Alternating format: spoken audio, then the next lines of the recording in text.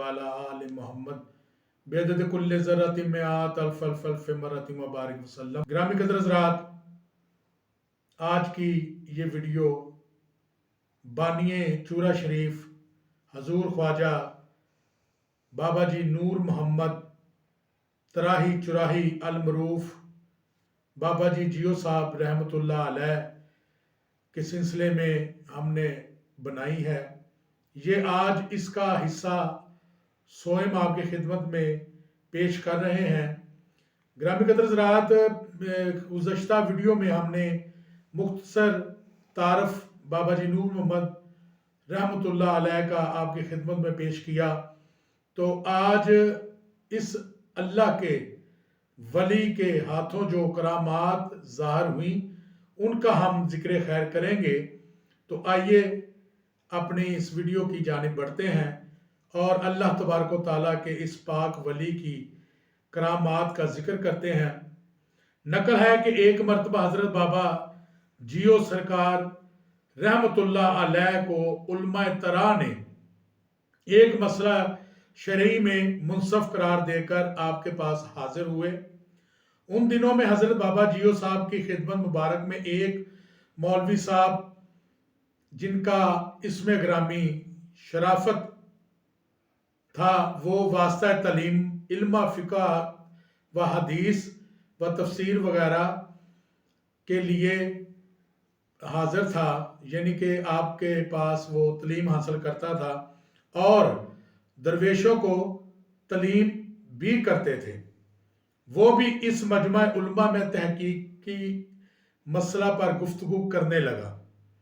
इस वक्त मुल्ला शराफत ने तकरीर शुरू की जो कि हज़रत बाबा जियो साहब को मरगूब खातर ना थी।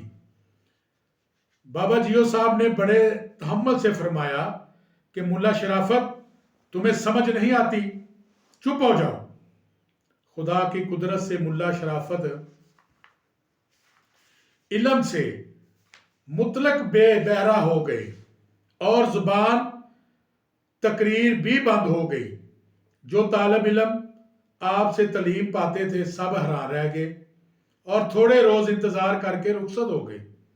इस वाक़े को करीब 8 साल का अरसा गुजरा कि इत्तफाक से एक रोज हजरत बाबा जियो साहब अपनी मस्जिद में नमाज नफल इशराक अदा करके दुआ कर रहे थे। देखा कि मुल्ला शराफत दीवार सेन मस्जिद पर सर रखकर रो रहा था। हजूर रहमतुल्लाह अलैह को उसकी हालत जार पर नहायत रहम आया और फरमाया, मुल्ला शराफत क्या हाल है? इतने में फजल इलाही शामिल हाल हो कर मुल्ला शराफत की जुबान की गिरा खुल गई और ज़बान अखवानी से ये शेर पढ़ने लगा।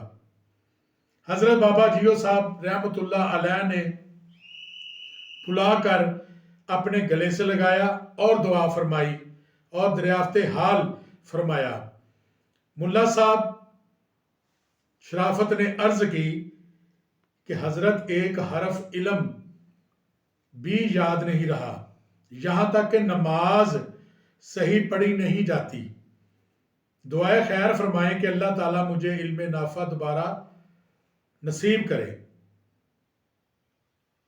बाबा जियो साहब रहमतुल्लाह अलैह ने फरमाया कि जाओ मस्जिद में तालिब इल्मों को सबक पढ़ाना शुरू करो। अल्लाह ताला ने उनकी इस काम में मदद फरमाई और आपकी दुआ की बरकत से इस हालत तलीम में 20 साल से ज्यादा मुल्ला शराफत खास मुकाम तजी शरीफ में इल्म अरबी की तलीम देते रहे।